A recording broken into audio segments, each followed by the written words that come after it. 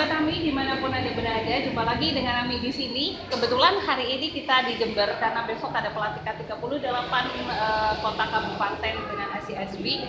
Nah, kita berkesempatan untuk datang di sebuah hotel yang unik sekali. Tadi kita udah coba keliling melihat, nanti teman-teman bisa lihat bagaimana keunikannya. Dan di sebelah saya kebetulan di sini ada tokoh muda yang keren dan kebetulan beliau adalah GM yang ada di sini. Boleh berkenalan namanya, terus kok masih muda sudah jadi GM gitu. Gimana ini? Oke, teman-teman, sahabat Ami, perkenalkan saya Andre, General Manager dari Hotel Jember by Kapang. Kebetulan sekarang saya dapat amanah di salah satu unit di Jember, bagian dari sekian 10 unit miliknya DHM yang ada di Jember. Jadi kalau bicara kenapa bisa jadi GM, gimana Mas? Panjang ceritanya. Satu aja kira-kira kok bisa nyemplung di hotel dan kebetulan bisa ditempatkan di sini. Kenapa bisa nyemplung di hotel? Dulu ketika saya masih SMA, waktu mau melanjutkan perkuliahan, saya cari berita, Mas. Zaman dulu kan belum ada gadget secanggih sekarang. Loh, masih muda, usianya berapa kok zaman dulu? Yes, pokoknya gitulah. Jadi kita tuh sering baca, cari-cari informasi melalui internet, di warnet gitu. Kemudian kita cari berita, apa sih ladang duitnya di Indonesia waktu itu? Wih. Ya kan, yang pertama waktu itu pertambangan. Terus kemudian dunia pariwisata sebagai nomor 2 waktu itu. Yeah. Ya kan. Kemudian, kapankah tahunnya? Boleh dibocorin? Sekitar kuliah sekitar 2005. 2005. Oh, sebenarnya ya masih muda bener kok. Sekitar itu. Jadi ketika kita milih, kita nentuin kalau mau ke pertambangan, passion kita nggak ada. Karena gambarannya kalau pertambangan, kalau nggak bagian di top level, pasti di operasional. Kalau misalnya di minyak pasti ketemu minyak, kalau di batu bara pasti batu bara, meskipun itu ya kalau kita bicara benefit pasti besar juga. Kemudian apa sih yang nyantai tapi sesuai passion? Akhirnya kita milih pariwisata. Kebetulan jiwanya seneng ngelayap, Mak. Oh. Akhirnya kita ambil dunia pariwisata. Ternyata dunia pariwisata luas banget.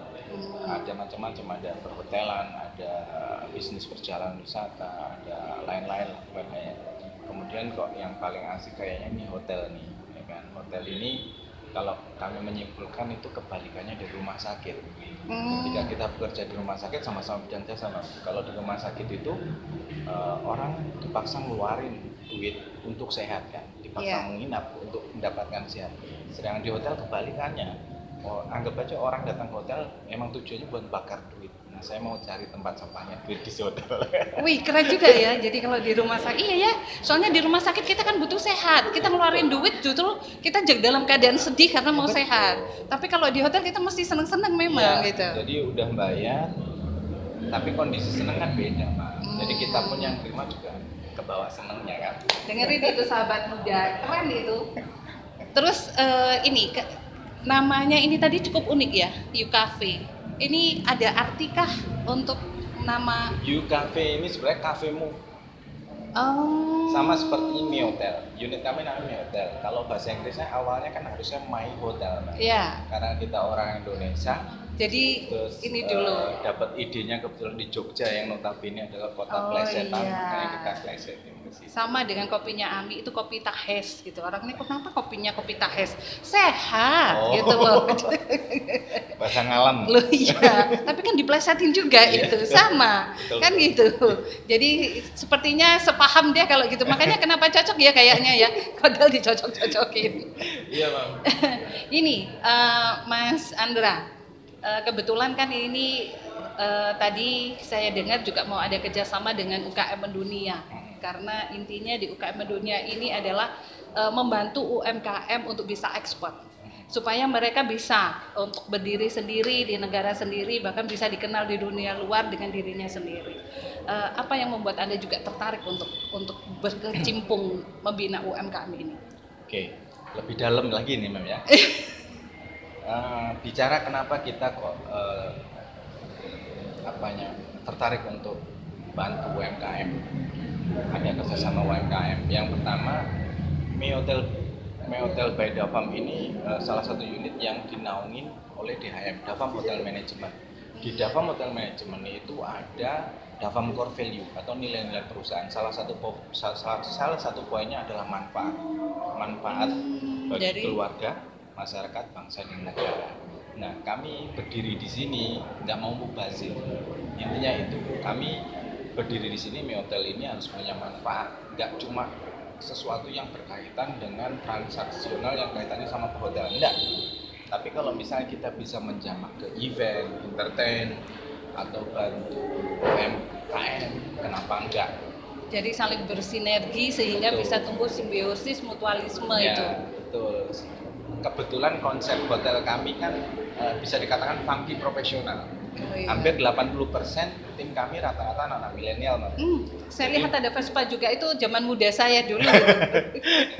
Kebetulan konsep hotelnya itu secara pelayanan kita di konsep funky profesional. Terus kemudian kalau konsep dari properti itu sendiri kan kita ada sentuhan retro, vintage, sama industrialis.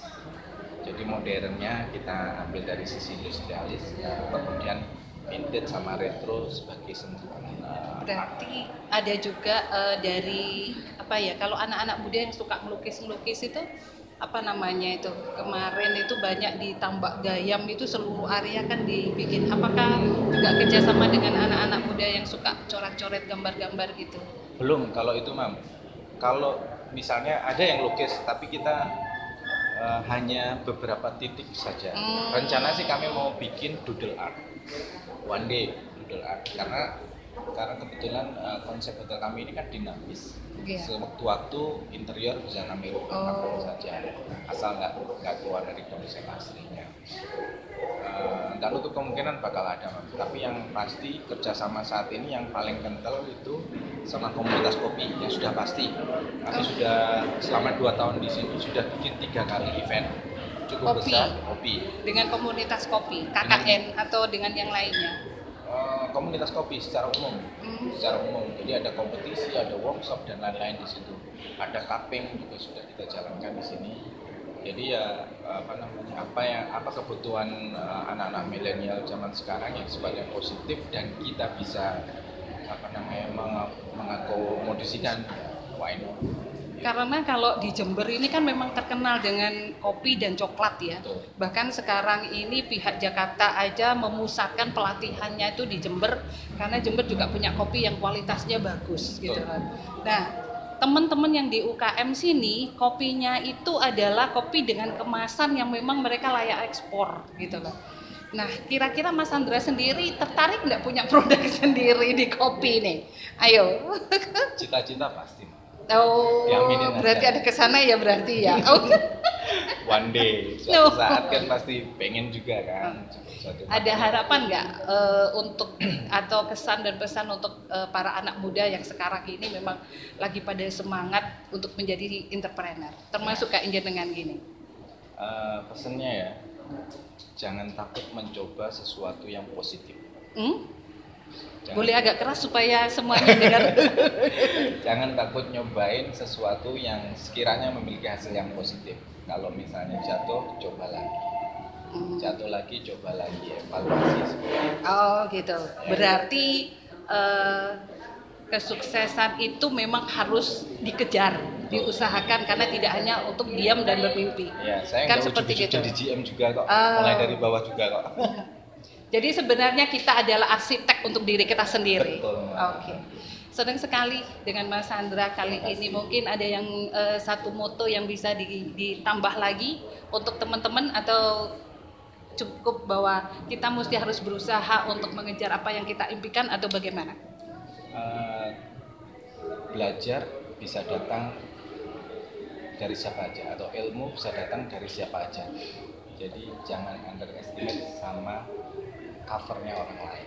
Oh, itu yang diajarkan orang tua Ami. Balik-balik sahabat muda yang dimanapun Anda berada, ada orang keren di samping kita yang perlu kita contoh Dia sangat menginspirasi dengan kata-kata filsafatnya yang cukup banyak. Walaupun kita ini ada sempit ya, karena diburu waktu dan kita harus cepat-cepat untuk gladi bersih untuk acara besok.